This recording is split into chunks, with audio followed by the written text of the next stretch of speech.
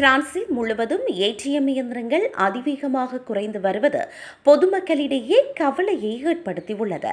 கடந்த 2018ஆம் ஆண்டுடன் ஒப்பிடுகையில் 2024 இறுதிக்குள் சுமார் 10,000 இயந்திரங்கள் அகற்றப்பட்டுள்ளன.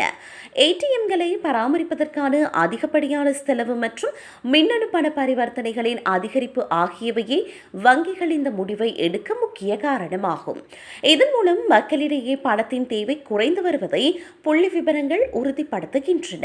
கடந்த 2012ஆம் ஆண்டில் அன்றாட செலவுகளில் 33% இருந்த பணத்தின் பயன்பாடு 2024ஆம் ஆண்டு 19% சரிவடைந்துள்ளது. எனினும் கிராமப்புறங்களில் வசிக்கும் முதியவர்கள் மற்றும் தொழில்நுட்ப வசதி இல்லாதவர்களுக்கு ஏடிஎம்கள் குறைவது பெரும் கவலையை ஏற்படுத்தியுள்ளது. ஏடிஎம்கள் இல்லாத குறையை போக்க கேஷ்பேக் முறை தற்போது தீவிரப்படுத்தப்பட்டு வருகிறது. இம்முறை பொதுமக்கள் பேக்கரி, மருந்தகம் அல்லது அத்தியாவசிய பொருட்கள் கொண்ட கடைகளில் பொருட்களை வாங்கும் போது அதற்கான தொகையை விட கூடுதலாக செலுத்தி மீதி தொகையை ரொக்கமாக பெற்றுக்கொள்ளலாம். தற்போது 60 யூரோக்களாக உள்ள இந்த வரம்பை 150 யூரோக்களாக உயர்த்த பிரான்ஸ் நாடாளுமன்றத்தில் புதிய சட்டமூலம் தாக்கல் செய்யப்பட்டுள்ளது.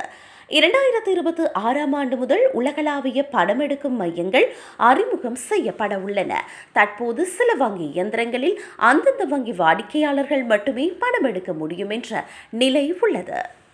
ஆனால் புதிய திட்டத்தின் கீழ் எந்த வங்கியில் கணக்கு வைத்திருந்தாலும் எவ்வித பொருட்களையும் வாங்க வேண்டிய கட்டாயமின்றி இந்த மையங்களில் பணம் பெற்றுக்கொள்ள வழிவகை செய்யப்பட்டுள்ளது.